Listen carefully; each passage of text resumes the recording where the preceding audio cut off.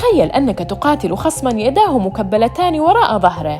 هكذا وصف طيارون أتيحت لهم فرصة تجربة المقاتل الشبح F-35 الأمريكية.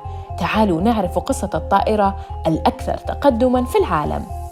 أرادت أمريكا تطوير طائرة مقاتلة فتاكة تحل محل طائرات مرحلة الحرب الباردة، فوقع اختيار الحكومة عام 2001 على لوكهيد مارتن، أول شركة تطور تقنية تخفي الأسلحة لتقوم بالمهمة.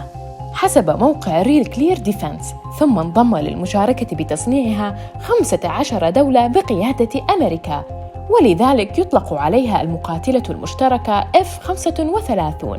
لن نستطيع حصر كل أسرار تفوق F-35، فمنها ما هو سري، وهي كذلك ليست خالية من العيوب، فقد سقطت طائرة منها في المتوسط أواخر عام 2021 مباشرة بعد إقلاعها، ونجا طيارها وتردد أن السبب كان خطأ بشرياً. لكن لفهم سبب تنافس الجيوش على اقتنائها لا بد من مقارنتها بالطائرات المقاتلة قبلها.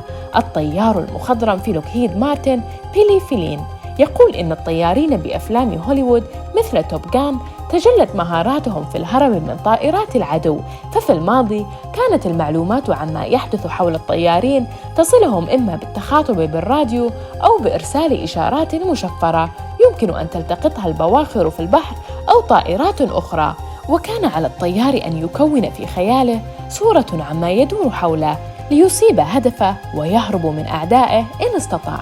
أما F-35 فتعتبر ثورة في مجال الطيران الحربي، تعمل بمحرك واحد بقمرة قيادة لطيار واحد، وهي أقرب لكمبيوتر طائر.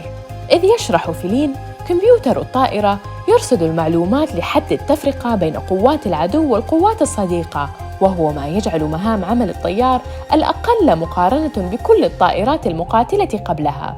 ويوضح أن الطيار يرى ما حوله ب360 درجة وفي الأفق وتحت الطائرة وصولاً إلى الأرض، فيهاجم العدو فوراً ويعود لقاعدته بطائرته سالماً. والتخفي هو أساس تميزها، لا تكتشف ولا تهاجم، وحسب وصف فيلين تذهب وتعود كالسحر في أفلام هاري بوتر، وهذا يسمح لنا بالتفوق في القتال ولن يرونا حتى يصيبونا، فالنجاة من نصيبنا، كما أن خوذة الطيار من أشهر نقاط قوتها. فكل المعلومات التي يحتاجها الطيارون من سرعة الرياح واتجاهها والارتفاع والهدف وجهاز الإنذار موجود في الخوذة، بدلاً من الألواح التقليدية في قمرة القيادة الممتلئة بالأزرار والمربكة للطيارين. صنع من F-35 3 نماذج: A التقليدية الإقلاع والهبوط ويبلغ ثمنها 80 مليون دولار، B تقلع عبر مدارج قصيرة وتهبط عمودياً، ونموذج C لحاملات الطائرات، وتستطيع الطائرات حمل مجموعة من الأسلحة وتطير بسرعة فائقة تصل إلى 1.6 ماخ نحو 1900 كيلومتر في الساعة. حالياً تملكها 13 دولة على رأسها أمريكا، وبينها دول حلف الناتو وإسرائيل واليابان وكوريا الجنوبية وبلجيكا وبولندا وسنغافورة. بينما طردت تركيا بيوليو 2019 من برنامج المقاتلة المشتركة رغم عضويتها في الناتو لتعارض مصالحها مع مصالح أمريكا بعد استلام تركيا منظومات الدفاع الجوي الروسية S-400. إذا أعجبك الفيديو وتود مشاهدة المزيد منه، لا تنسى أن تعمل لنا فولو، لايك وسبسكرايب.